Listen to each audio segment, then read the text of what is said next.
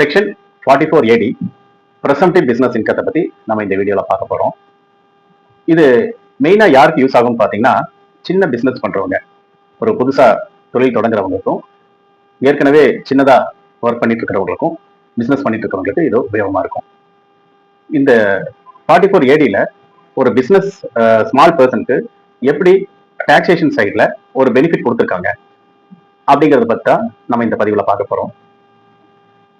யாருக்கெல்லாம் அப்ளிகபிள்னு பாத்தீங்கன்னா, individual, HUF, partnership form.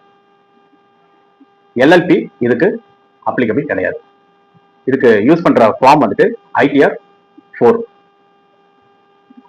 ப்ரெசம்ப்டிவ் business income அப்படின்னா ப்ரீ அஷ்யூம்டு பிசினஸ் இன்கம்,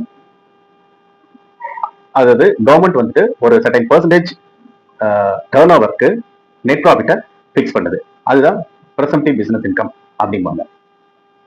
என்ன டைப் ஆஃப் பிசினஸ்க்கு இது யூஸ் ஆகும்? Trading, manufacturing and general store. இந்த டைப் ஆஃப் பிசினஸ்க்கு இது யூஸ் பண்ணிக்கலாம், யூட்டிலைஸ் பண்ணிக்கலாம்.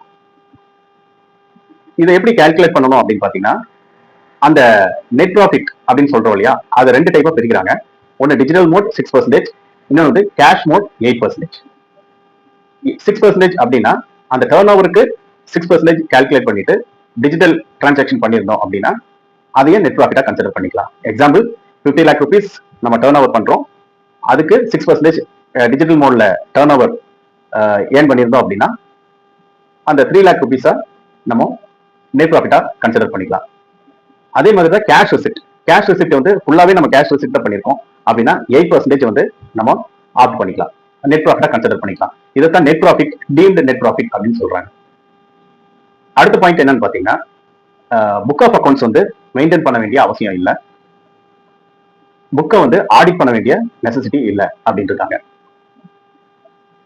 இதுல இன்னொரு ஆப்ஷன் என்னன்னு பாத்தீங்கன்னா, ஒரு தாட்டி நம்ம இந்த 44AD ஆப்ட் பண்ணிட்டோம் அப்படின்னா 5 years வரைக்கும் கண்டினியூ பண்ணலாம். சப்போஸ் நம்ம இதைய ஆப்ட் பண்ணல, ஆப்ட் அவுட் பண்ணிட்டோம் அப்படின்னா ரெகுலர் டாக்ஸ் ஆடிட் மோட்ல இந்த பிசினஸ் கண்டினியூ ஆகும். இந்த சின்ன ஸ்மால் பிசினஸ் இதை என்ஜாய் பண்ண முடியாது. அதனால இத ஆஃப் பண்ணணுமா வேண்டாமா அப்படிங்கிறது கணக்கு போட்டு நம்ம இதைய யூஸ் பண்றது ஒரு புத்திசாலித்தனமான ஒண்ணு.